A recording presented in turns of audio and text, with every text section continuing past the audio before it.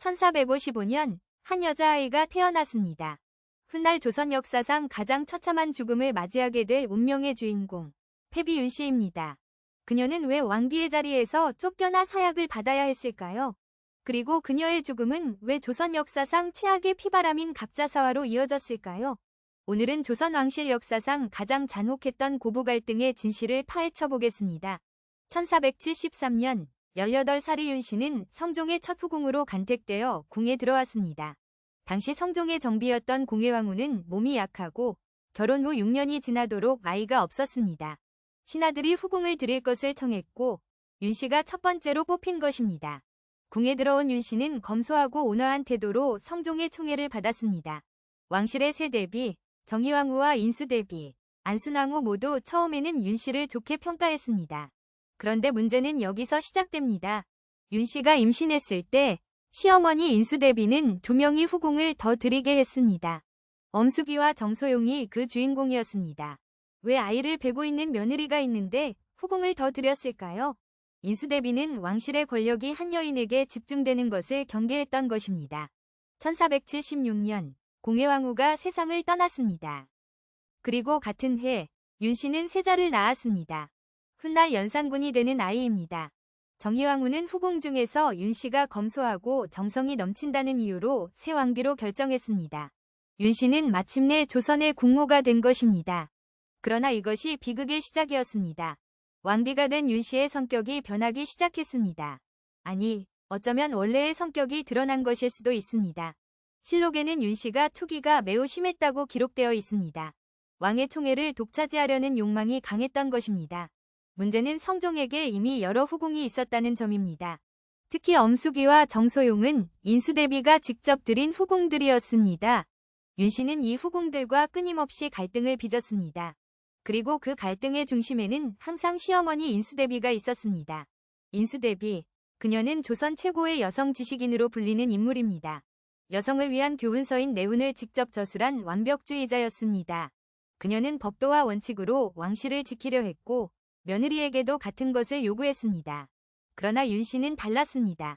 실록에 따르면 인수대비는 윤씨를 두고 이렇게 말했습니다. 천한 피가 흐르고 있음이야. 고부 갈등은 점점 심해져 갔습니다. 1477년 첫 번째 사건이 터졌습니다. 윤씨가 비상, 즉 독약을 숨겨 왕과 후궁들을 독살하려 했다는 혐의를 받은 것입니다. 윤씨는 빈으로 강등될 위기에 처했습니다. 이 사건이 정확히 어떻게 전개되었는지는 기록마다 조금씩 다릅니다. 일부 기록에서는 윤씨가 후궁들을 저주하기 위해 무당을 불러들였다고도 합니다. 그리고 2년 뒤인 1479년 운명의 사건이 벌어졌습니다. 윤씨가 성종과 다투다가 왕의 얼굴에 손톱 자국을 낸 것입니다. 용안에 상처를 입히다니, 이것은 조선에서 상상할 수 없는 일이었습니다. 임금의 몸은 신성한 것이었고 그 몸에 상처를 입힌다는 것은 역적에 준하는 행위로 간주되었습니다. 이 사건이 인수대비에게 알려졌습니다. 인수대비는 격분했습니다. 윤씨는 억울함을 호소했지만 오히려 갈등만 더 깊어졌습니다. 며느리의 과격한 행동을 참다 못한 인수대비는 마침내 성종에게 윤씨를 폐위할 것을 요구했습니다. 그해 6월, 조선 역사상 처음으로 왕비가 쫓겨나는 일이 벌어졌습니다. 세자의 어머니가, 국모가 하루아침에 죄인이 된 것입니다. 윤씨는 두 아들을 궁에 남겨둔 채 친정으로 쫓겨났습니다. 젖먹이 차남은 100일도 안 되어 갑자기 사망했습니다. 폐비가 된 뒤 윤씨는 바깥 세상과의 모든 접촉이 금지되었습니다. 연려실 기술에 따르면 윤씨는 밤낮으로 울어 끝내는 눈이 멀 지경에 이르렀다고 합니다. 그녀는 전에 행한 일들을 뉘우치고 근신했습니다. 3년이 흘렀습니다. 1482년 조정에서 묘한 움직임이 일어났습니다. 일부 신료들이 세자의 어머니를 일반 백성처럼 살게 해서는 안 된다는 상소를 올린 것입니다. 조정에서 따로 거처를 마련해주고 생활비를 지급해야 한다는 내용이었습니다. 세자가 점점 성장하면서 민심도 폐비를 동정하는 쪽으로 기울어가고 있었습니다.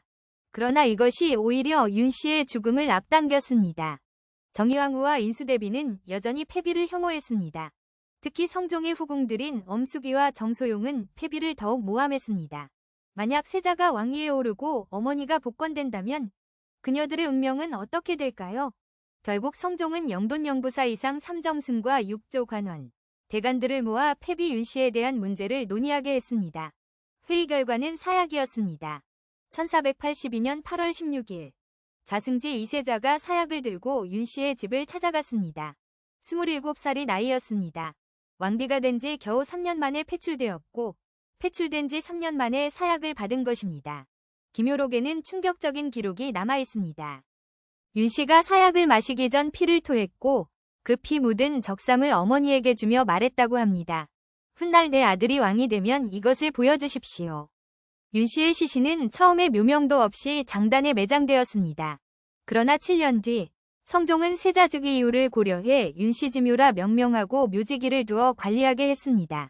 그리고 1494년 성종이 세상을 떠나고 세자가 왕위에 올랐습니다. 바로 연산군입니다. 연산군은 어머니의 죽음에 대해 아무것도 몰랐습니다. 성종의 유언은 명확했습니다. 패비의 일을 다시는 거론하지 말라. 그러나 진실은 결국 드러나게 되어 있었습니다. 1504년 연산군 즉위 10년째 되던 해 연산군은 마침내 어머니의 죽음에 대한 진실을 알게 되었습니다.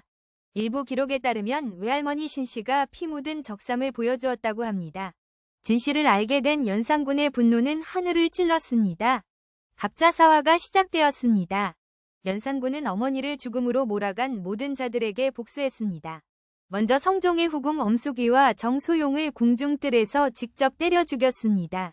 그들의 아들 안양군과 봉안군도 귀양을 보낸 뒤 사사했습니다. 당시 어전회의에 참석해 패비의 사사를 결정했던 신료들은 이미 죽은 자라도 부관참시를 당했습니다. 무덤을 파헤쳐 시신의 목을 베는 형벌입니다. 살아있는 자들은 당연히 처형되거나 유배되었습니다. 그리고 연산군의 분노는 할머니 인수대비에게도 향했습니다. 연산군은 칼을 들고 대비의 침소 앞에서 무력 시위를 했습니다. 대비는 어찌하여 내 어머니를 죽였느냐.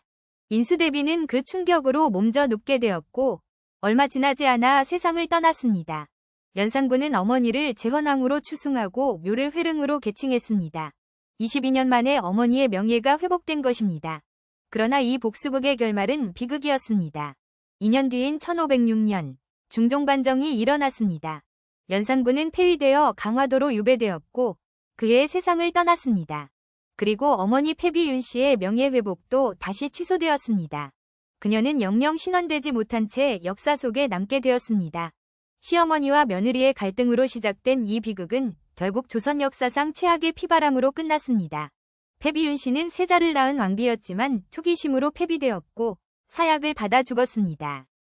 그녀의 아들은 어머니의 복수를 위해 수많은 사람을 죽였고 결국 자신도 폐위되어 비참한 최후를 맞았습니다. 인수대비는 왕실의 법도를 지키려 했을 뿐이라고 말할 수도 있습니다. 패비 윤씨는 남편의 사랑을 갈구한 불쌍한 여인이었을 수도 있습니다.